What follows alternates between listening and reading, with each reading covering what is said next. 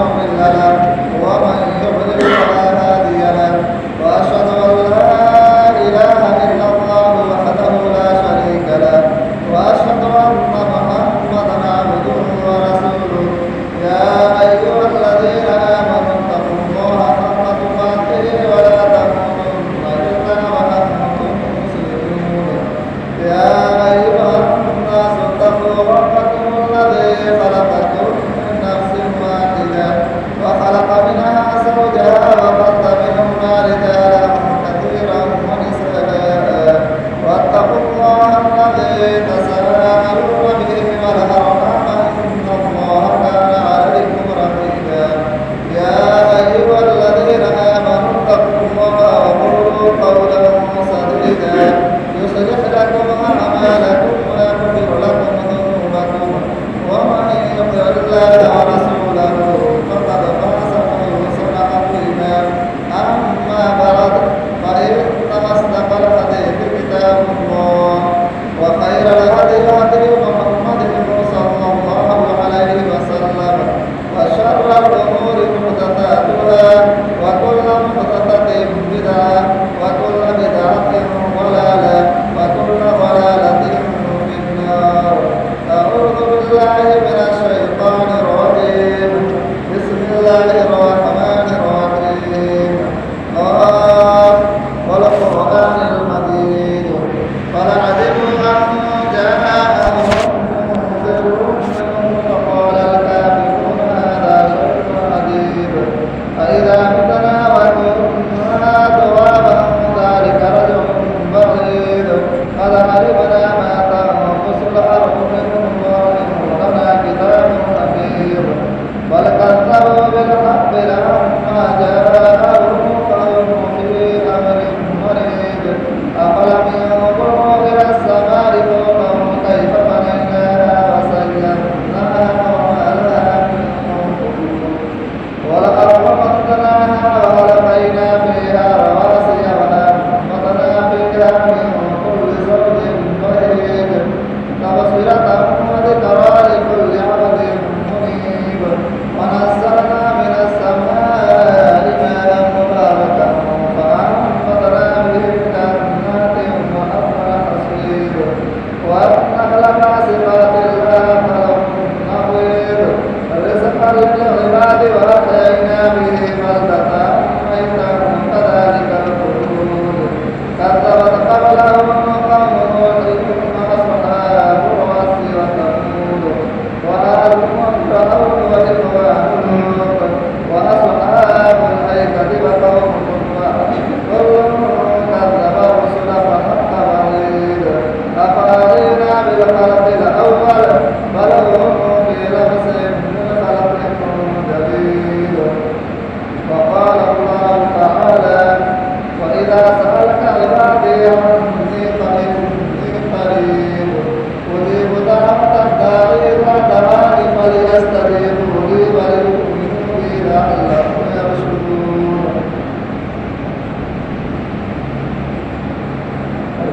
تعریف توصیف بجائے برائے موجودی اللہ رب العالمین کے لیے جو عزیز کا خالق و مالک رب السماوات والارض بعد السلام ناصر و تمام انبیاء و رسول خصوصاً ہمارے آخر نبی جناب محمد رسول اللہ صلی اللہ علیہ وسلم حضرات گرامی سورہ قاف کے بعد آپ کے سامنے سورہ بقرہ کی ایک آیت تلاوت کی گئی اس کا ترجمہ ہے کہ جب میرے بندے میرے بارے میں آپ سے سوال کریں تو آپ کہہ دیں کہ میں بہت زیادہ قریب ہوں وَإِذَا سَأَلَكَ عِبَادِي عَنِّي فَإِنِّي قَرِيبٌ أُجِيبُ دَعْوَةَ الدَّاعِ إِذَا دَعَانِ ہر پکارنے والے کی پکار کو قبول کرتا ہوں جب کہ وہ مجھے پکارے بس اس لیے چاہیے کہ وہ میری بھی بات مان لیں اور اس پر ایمان رکھیں یہی ان کے لیے بھلائی کی باعث ہے. اس چیز کے اندر اس بات کی طرف اشارہ کیا گیا ہے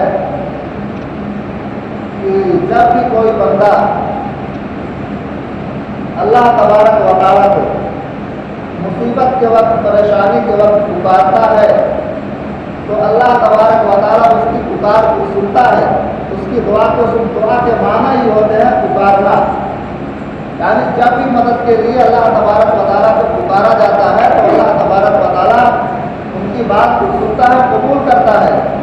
اسی لیے آگے اللہ تبارک و تعالیٰ ارشاد فرماتے ہیں، اسی آیت کا ذکر کر رہے ہیں، اس لیے لوگوں کو بھی چاہیے کہ میری بات کو مان لیا کریں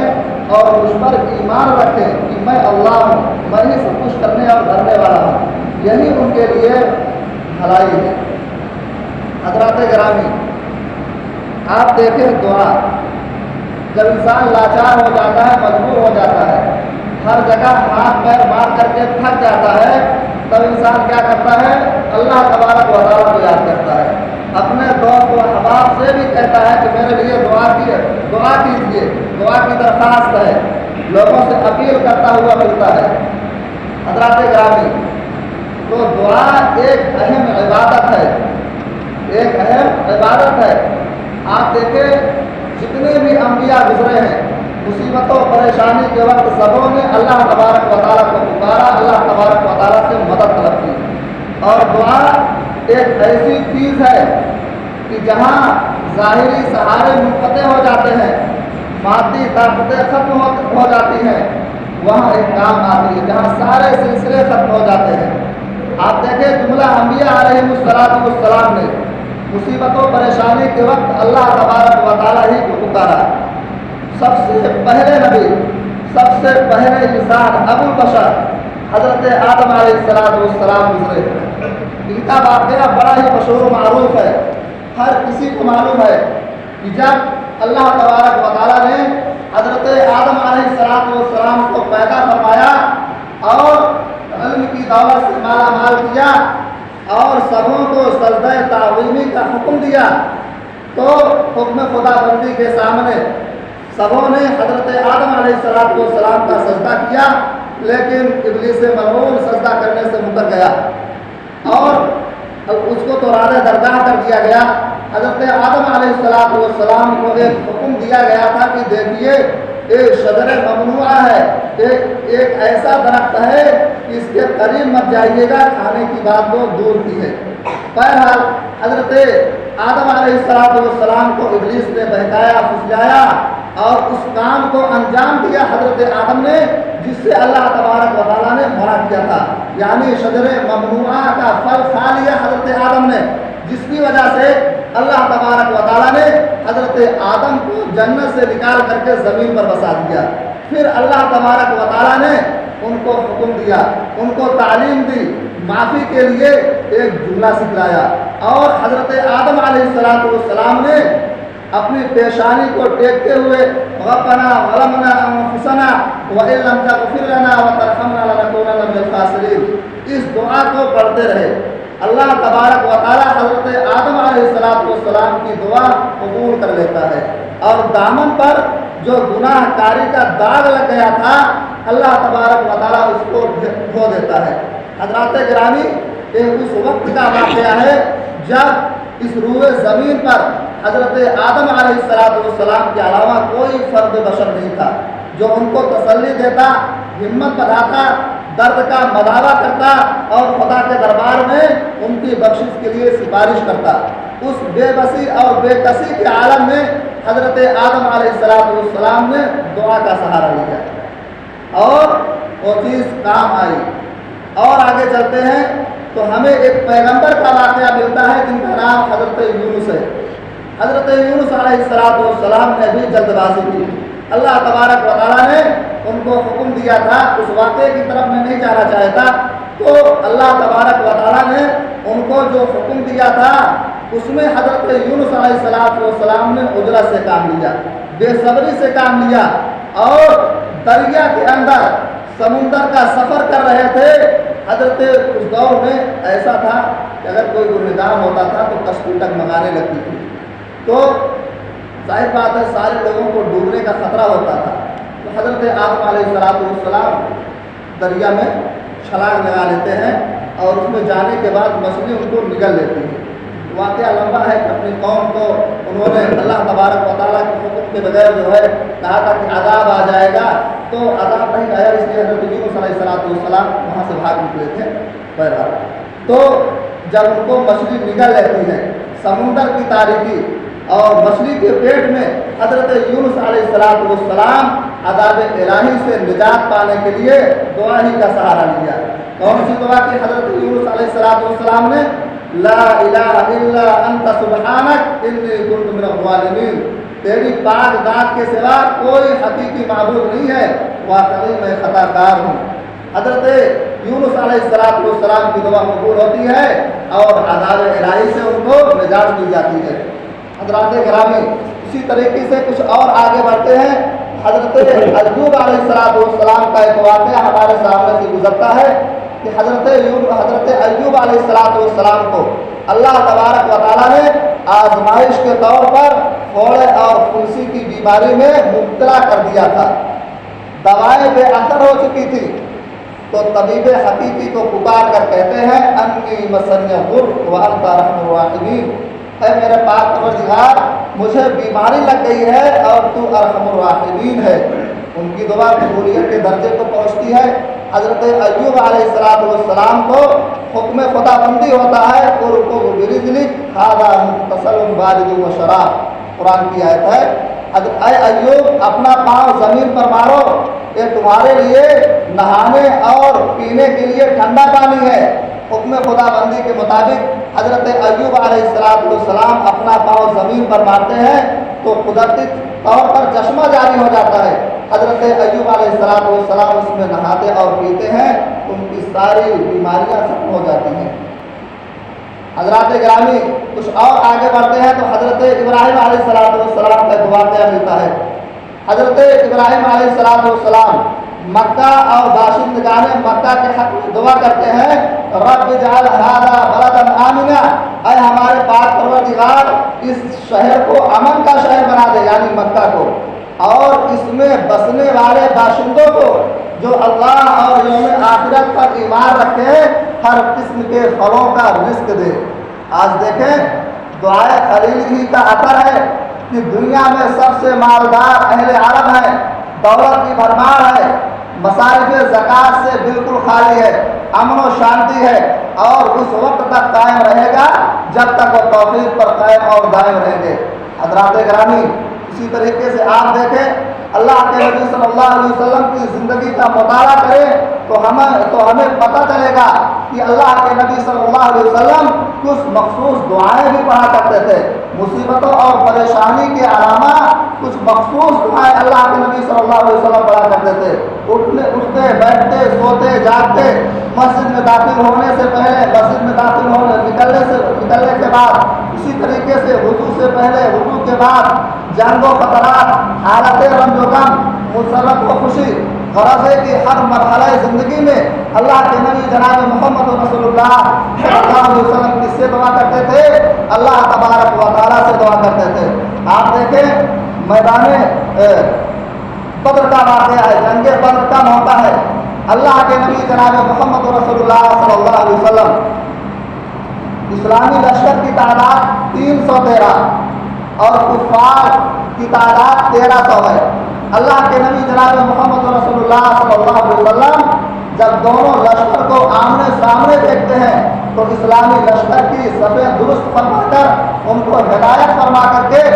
حضرت ابوبکر صدیق رضی اللہ تعالیٰ عنہ کے ساتھ چھپر میں تشریف لے جاتے ہیں اور اللہ کے نبی صلی اللہ علیہ وسلم اللہ تبارک و تعالیٰ سے دعا فرماتے ہیں۔ کیا دعا فرماتے ہیں؟ اے اللہ تبارک و تعالیٰ، میں تجھ سے تیرے عہد اور تیرے وعدے کا سوال کرتا ہوں، جو تو نے مجھ سے وعدہ کیا تھا اس وعدے کو پورا فرما دے۔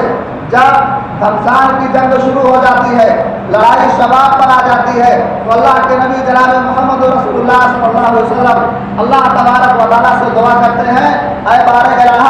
اگر آج مٹھی پر جماعت ختم ہو گئی، ماری گئی تو اس روئے زمین پر تیرا کوئی عبادت کرنے والا باقی نہیں رہے گا۔ اللہ کے نبی جناب محمد رسول اللہ صلی اللہ علیہ وسلم خود تقرر کے ساتھ، آہوزاری کے ساتھ، الہا کے ساتھ اللہ تبارک و تعالیٰ سے دعا فرماتے ہیں، یہاں تک کہ آپ کی چادر مبارک شان مبارک سے نیچے گر جاتی ہے۔ حضرت ابوبکر صدیق رضی اللہ تعالیٰ عنہ چادر کو درست فرما کر عرض پرداز ہوتے ہیں، اے اللہ کے نبی صلی اللہ علیہ وسلم بس کیجئے، آپ نے اپنے رب سے خوب تضرع کے ساتھ، خوب الحاح کے ساتھ دعا فرما لی ہے۔ حضرات گرامی، نبی علیہ السلام دعا فرما رہے ہیں، ادھر فرشتوں کو حکم ہوتا ہے سنلقی فی قلوب الذین کفروا الرعب، تم اہل ایمان کے قدم کو جماؤ، میں کافروں کے دلوں میں رعب ڈال دوں گا۔ ادھر نبی علیہ السلام کی طرف وحی آتی ہے، انی ممدکم بألف من الملائکۃ مردفین، میں تمہاری مدد 1000 فرشتوں کے ذریعے سے کروں گا جو آگے پیچھے آئیں گے۔ حضرات گرامی، خدائی وعدہ پورا ہوتا ہے، آسمان سے فرشتے مدد کے لیے، مسلمانوں کی جماعت کی مدد کے لیے زمین پر اتر آتے ہیں، اور کہاں 313 کہاں 1300۔ حضرات گرامی، کفار جو ہے پیٹ دکھا کر بھاگنے لگتا ہے اور میدان مسلمانوں کے ہاتھ آ جاتا ہے۔ تو آپ دیکھیں وہ سارے کے سارے لوگ ساز و سامان کے ساتھ لیس تھے، اور جو 313 بھی تھے اس میں کافی لوگ نہتے تھے، 2 3 4 5 کے علاوہ، لیکن میدان مسلمانوں کے ہاتھوں میں آتا ہے۔ تو ان واقعات سے آپ نے بخوبی اندازہ لگا لیا ہوگا کہ اگر خلوص کے ساتھ، للہیت کے ساتھ اللہ تبارک و تعالیٰ سے دعا کیا جائے، اللہ تبارک و تعالیٰ کو مصیبت و پریشانی کے وقت پکارا جائے، تو ظاہر بات ہے اللہ تبارک و تعالیٰ ضرور ہماری مدد کرے گا۔ آخر وہی اللہ ہے جو جنگ بدر کے موقع پر تھا، لیکن اگر کمزوری ہے تو ہمارے ایمان کی کمزوری ہے، اگر بھروسہ ہے تو ہمارے دل کا بھروسہ ہے کہ جس طریقے سے صحابہ کرام نے، نبی علیہ السلام نے اللہ رب العالمین کی ذات پر بھروسہ کیا، اس طرح ہمارے دلوں کے اندر اللہ رب العالمین کی ذات پر بھروسہ نہیں ہے اور نہ ایمان بھی ہے۔ اگر ہمارا ایمان پختہ ہو جائے، اللہ تبارک و تعالیٰ کی ذات پر بھروسہ ہو جائے، تو آج بھی اللہ تبارک و تعالیٰ ہماری مدد کے لیے تیار ہے۔ اللہ تبارک و تعالیٰ نے تو بتلا دیا، یا ایھا الذین آمنوا استعینوا بالصبر والصلاۃ، اے ایمان والو تم اللہ تبارک و تعالیٰ سے مدد کرو نماز کے ذریعہ اور صبر کے ذریعہ، ان اللہ مع الصابرین، بے شک اللہ تبارک و تعالیٰ صبر کرنے والوں کے ساتھ ہے۔ حضرات گرامی، دعا ایک اہم چیز ہے، کیونکہ بندہ اس کے اندر اپنی کمزوری کو ظاہر کرتا ہے، اپنی محتاجی کو ظاہر کرتا ہے، اور اس کے ساتھ ساتھ اللہ تبارک و تعالیٰ کی طاقت، اللہ تبارک و تعالیٰ کی قدرت کا اعتراف کرتا ہے۔ حضرات گرامی، اس کے کچھ اصول ہیں، کچھ طریقے ہیں دعا مانگنے کے، ان میں سے چند طریقوں کو میں آپ کے سامنے ذکر کرتا ہوں کہ اللہ تبارک و تعالیٰ کے سامنے کس طریقے سے ہمیں اپنی بات کو رکھنی چاہیے، کس طریقے سے اپنی بات کو اللہ تبارک و تعالیٰ کے سامنے پیش کرنی چاہیے۔ ایک تو دعا ہوتا ہے دعا پڑھنا، ایک پڑھنا ہوتا ہے جو مخصوص وقت کی مخصوص دعائیں ہیں، جیسے مسجد میں داخل ہونے کی دعا اللہم افتح لی ابواب رحمتک، اور پھر نکلنے کی دعا اللہم انی اسألک من فضلک، اسی طریقے سے وضو سے پہلے کی دعا، وضو کے بعد کی دعا، بیت الخلاء میں جانے کی دعا۔ دعائیں جو ہیں بہت اہم ہیں۔ نبی علیہ السلام فرماتے ہیں جب بندہ لیٹرین کے اندر دعا پڑھ کر نہیں جاتا ہے تو اندیشہ اس بات کا ہے کہ خبیث جنات اور خبیث جو ہے جنات اس کے اوپر حاوی نہ ہو جائیں کہ اس کو بعد میں پریشان کریں۔ تو جو مخصوص دعائیں ہیں اس سے بھی فائدہ ہے، نبی علیہ السلام کو جو کچھ سکھلایا ہے۔ اور ایک دعا پڑھنا ہوتا ہے، ایک دعا مانگنا ہوتا ہے۔ انسان کو اس چیز کی ضرورت ہے، انسان سے کوئی گناہ سرزد ہو گیا تو کیسے اللہ تبارک و تعالیٰ سے معافی مانگے، کیسے اپنی ضروریات کی چیزوں کو اللہ تبارک و تعالیٰ سے طلب کرے، تو کیسے مانگا جائے۔ پڑھنے کی چیز تو سب جانتے ہیں کہ جو مخصوص دعائیں ہیں جس وقت کی اس کو پڑھ لیا جائے، ہو گیا آپ کا کام۔ لیکن مانگا کیسے جائے؟ تو مانگنے کا سب سے بہترین طریقہ یہ ہے، اس میں کچھ شرط کی حیثیت رکھتی ہے اور کچھ بغیر شرط کی حیثیت رکھتی ہیں، یعنی کچھ تو ایسی ہیں جو آداب ہیں، کچھ تو ایسے ہیں کہ اگر ان آداب کو ہم ملحوظ نہ رکھیں تو ہماری دعا قبول ہی نہیں ہوگی۔ حضرات گرامی، پہلا ادب یہ ہے کہ اللہ تبارک و تعالیٰ سے جب کچھ مانگا جائے تو ہاتھ اٹھا کر کے مانگا جائے، یعنی دونوں ہاتھوں کو پھیلا کر کے مانگا جائے۔ اللہ کے نبی جناب محمد رسول اللہ صلی اللہ علیہ وسلم فرماتے ہیں کہ یستحیی من عبدہ اذا رفع یدیہ الیہ ان یردہما صفرا، کہ جب بندہ اللہ رب العالمین کے سامنے اپنے دونوں ہاتھوں کو پھیلاتا ہے تو رب العالمین کو خالی ہاتھ لوٹاتے ہوئے صفرا شرم آتی ہے، خالی ہاتھ لوٹاتے ہوئے شرم آتی ہے۔ تو ہاتھ اٹھا کر کے اللہ رب العالمین سے کچھ مانگنا ہو تو مانگا جائے۔ اور صحیح بخاری کی روایت ہے، حضرت ابو موسیٰ اشعری رضی اللہ تعالیٰ عنہ کہتے ہیں کہ نبی علیہ السلام جب دعا کرتے تو اپنے دونوں ہاتھوں کو اٹھاتے، یہاں تک کہ میں نے نبی علیہ السلام کے بغل کی سفیدی کو دیکھ لیا، یعنی بہت زیادہ بلند کرتے، اس طریقے سے کر لیا کرتے تھے بالکل۔ اور دوسرا ادب کا طریقہ یہ ہے کہ مانگنے سے پہلے اللہ تبارک و تعالیٰ کی حمد و ثنا بیان کی جائے اور نبی علیہ السلام پر درود بھیجا جائے۔ یہ شبد کی حیثیت رکھتا ہے کہ اللہ تبارک و تعالیٰ کی حمد و ثنا بیان کیا جائے کچھ مانگنے سے پہلے اور نبی علیہ السلام پر درود بھیجا جائے۔ سنن ابو داؤد کے اندر فضالہ بن عبید رضی اللہ تعالیٰ عنہ کی روایت ہے کہ سمع رسول اللہ صلی اللہ علیہ وسلم رجلا یدعو فی صلاتہ، اللہ کے نبی صلی اللہ علیہ وسلم نے ایک آدمی کو دیکھا جو اپنی نماز میں دعا مانگتے ہوئے سنا، لم یمجد اللہ ولم یصلی علی نبی صلی اللہ علیہ وسلم، جس نے نہ تو اللہ تبارک و تعالیٰ کی حمد و ثنا بیان کی اور نہ جناب محمد رسول اللہ صلی اللہ علیہ وسلم پر درود بھیجا۔ نبی علیہ السلام نے اس شخص کے بارے میں کہا کہ عجیب ہذا، اس شخص نے عجلت سے کام لیا، اس شخص نے جلد بازی سے کام لیا۔ ثم دعاہ فقال له اور الیہ، اللہ کے نبی صلی اللہ علیہ وسلم نے اس کو آواز دی، اپنے پاس بلا کر کے اٹھایا، پھر اس سے کہا یا کسی اور سے کہا، لیکن وہ آدمی وہاں موجود تھا، راوی کو شک ہے۔ نبی علیہ السلام نے اس کو دعا مانگنے کا طریقہ بتلایا، کہا اذا صلی احدکم فلیبدأ بتقبیل ربی والثناء علیہ ثم یصلی علی النبی صلی اللہ علیہ وسلم ثم یدعو بعد بما شاء۔ نبی علیہ السلام نے کہا کہ جب تم میں سے کوئی نماز سے فارغ ہو، نماز پڑھ چکے، پھر دعا کے لیے بیٹھے تو اسے چاہیے کہ شروعات کہاں سے کرے؟ اللہ تبارک و تعالیٰ کی حمد سے، اللہ تبارک و تعالیٰ کی تعریف سے۔ ثم یصلی علی النبی صلی اللہ علیہ وسلم، پھر نبی علیہ السلام پر درود بھیجے، ثم یدعو بعد بما شاء، پھر اس کے بعد جو چاہے مانگے۔ تو یہ طریقہ ہے، دونوں ہاتھوں کو اٹھا لیا جائے، پھر سب سے پہلے الحمدللہ رب العالمین یا جو بھی الفاظ ہو اللہ تبارک و تعالیٰ کی تعریف سے ان الفاظ سے ابتدا کریں، پھر نبی علیہ السلام پر درود بھیجے، پھر اس کے بعد انسان کو جو ضرورت ہے، جو حاجت ہے، اللہ رب العالمین کے سامنے اپنی ضرورت اور حاجت کو پیش کرے۔ اور تیسرا ادب کا طریقہ یہ ہے،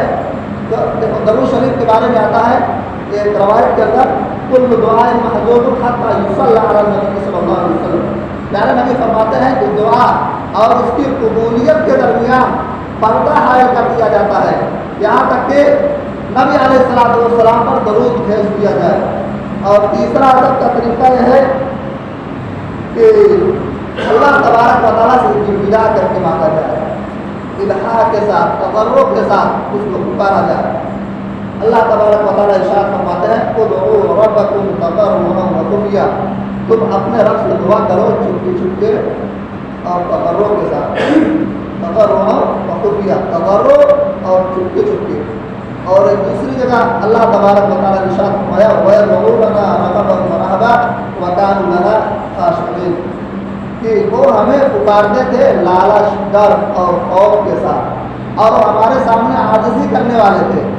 یعنی اللہ تبارک و تعالیٰ سے جب ہم کچھ مانگے تو ہمارا دل غافل نہ ہو۔ بہت ساری جگہوں پہ دیکھا جاتا ہے امام صاحب دعا مانگتے رہتے ہیں اور خود بھی ہاتھ اٹھا لیجیے ماشاء اللہ اور ادھر ادھر دیکھ رہے ہیں، حد تو یہاں تک ہے کہ باتیں بھی کرتے رہتے ہیں جو غیر مناسب ہے، ایسے غافل دل کے ساتھ اگر کوئی بندہ اللہ تبارک و تعالیٰ سے کچھ مانگتا ہے تو اس کو ملنے والا نہیں ہے. اللہ اتنی حقیر چیز اور اتنی معمولی چیز نہیں ہے. اس کو بڑا سمجھ کر کے اس سے مانگا جائے کہ ہم اللہ رب العالمین کے سامنے اپنے دونوں ہاتھوں کو پھیلائے ہوئے ہیں اپنی ضرورت کے لیے, اس سے مانگنے کے لیے. اس لیے جب ہم بڑوں کے سامنے جاتے ہیں تو ہمارا بھی کچھ اصول اور طریقہ ہوتا ہے کہ ہماری توجہ جو ہے اسی کی طرف رہتی ہے, نگاہ نہیں کرتی ہے تو وہ تو اللہ رب العالمین ہے. حضرات گرامی, اسی طریقے سے ایک ادب کا طریقہ ہے کہ بندہ جب کچھ مانگے تو جلد بازی نہ کرے, اجرت پسندی سے کام نہ لے, مانگتا رہے مانگتا رہے. اللہ کے نبی صلی اللہ علیہ وسلم فرماتے ہیں یستجاب لأحدکم ما لم یعجل یقول دعوت فلم یستجب لی. جب تم میں سے کوئی جلد بازی نہیں کرتا ہے تو اسی کی دعا قبول کی جاتی ہے. مثلا یوں نہ کہیں میں تو اتنے دنوں سے مانگتا رہا, عرصہ گزر گیا, مہینہ گزر گیا, لیکن میری دعائیں قبول نہیں ہوتی ہے. تو اس طریقے سے عاجز نہ ہو جائے. ابھی کسی کا بیان آیا تھا ایک مہیلا کا, اس نے کہا کہ میں 7 سال سے بیٹی مانگ رہی تھی, اللہ آج مجھے دے دیا. تو انسان مانگتا رہے, اللہ ضرور دینے والا, کسی کو مایوس نہیں چھوڑتا ہے.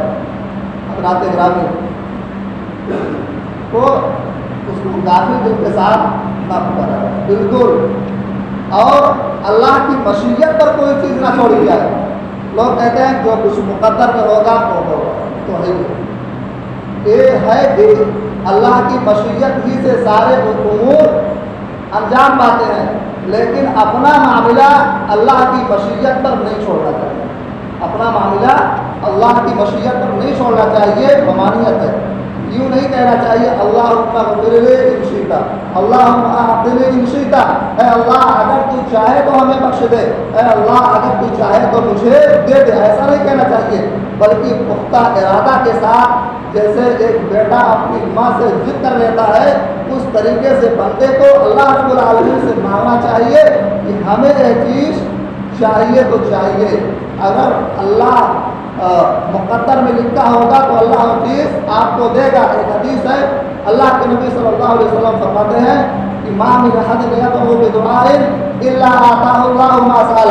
جب کوئی بندہ اللہ تبارک و تعالیٰ سے دعا کرتا ہے تو بسا اوقات اللہ تبارک و تعالیٰ بعین ہی وہی چیز بندے کو دے دیتا ہے. بندہ مانگ رہا ہے کہ مجھے یہ چاہیے, تو اللہ تبارک و تعالیٰ نے اس کو کسی طریقے سے کوئی راستہ نکال کر کے وہ چیز اس کو دے دیا, یعنی کسی بہانے سے کوئی ذریعہ پیدا کر دیا, وہ چیز اسے مل گئی. بعین ہی وہی چیز, اور تفعلوا من السوء مثله, اگر بعین ہی وہی چیز نہیں ملتی ہے تو اسی کے مثل اس دعا کے نتیجے میں اللہ تبارک و تعالیٰ اس سے کوئی مصیبت کوئی پریشانی آنے والی رہتی ہے تو اللہ تبارک و تعالیٰ اس کو دور کر دیتا ہے. حضرات گرامی, اس لیے دعا اللہ تبارک و تعالیٰ سے مانگنا چاہیے. اور ایک مزید چیز, خطبہ کے دوران یہ بولنا یا اسی طریقے کی حرکت کرنا بالکل غیر مناسب ہے شرعاً. گزشتہ خطبہ جمعہ میں دیکھا گیا, اللہ کے نبی صلی اللہ علیہ وسلم کی طرف ممانعت ہے شرعاً. اللہ کے نبی صلی اللہ علیہ وسلم فرماتے ہیں کہ اگر بندہ آتا ہے جمعہ کا خطبہ سنتا ہے, مسجد آتا ہے غور سے, تو سمجھ لیجیے کوئی انسان جمعہ کا حق ادا کیا. یہاں تک کہ اگر کوئی بندہ بول رہا ہے تو آپ اس کو خاموش کرانے کے لیے بھی نہ کہیں کہ چپ ہو جائیے, ورنہ آپ کا بھی ثواب, آپ کا بھی جمعہ آنا ادھورا.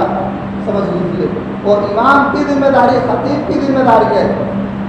عوام جو ہے خطیب سے بات کر سکتی ہے, کوئی مسئلہ ہو دوران خطبہ ہی پوچھ سکتا ہے انسان, ورنہ دوران خطبہ جیسے چل رہا ہے ویسے چلنے دیجیے, کسی سے کوئی بات نہ کرے. مائک وغیرہ ٹھیک کرنے کی کوئی ضرورت نہیں ہے, پہلے ٹھیک ہو گیا تو ٹھیک ہے, لیکن بعد میں دوران خطبہ شرعاً چیز ناجائز ہے. حضرات گرامی, اللہ سے دعا ہے کہ اللہ تبارک و تعالیٰ ہمیں اور آپ کو صحیح معنوں میں ہر مصیبت اور پریشانی کے وقت اللہ تبارک و تعالیٰ ہی کو پکارا جائے, اللہ تبارک و تعالیٰ ہی کو حامی اور ناصر سمجھا جائے. اللہ ہمیں اس بات کی توفیق دے. بارک اللہ لنا و لکم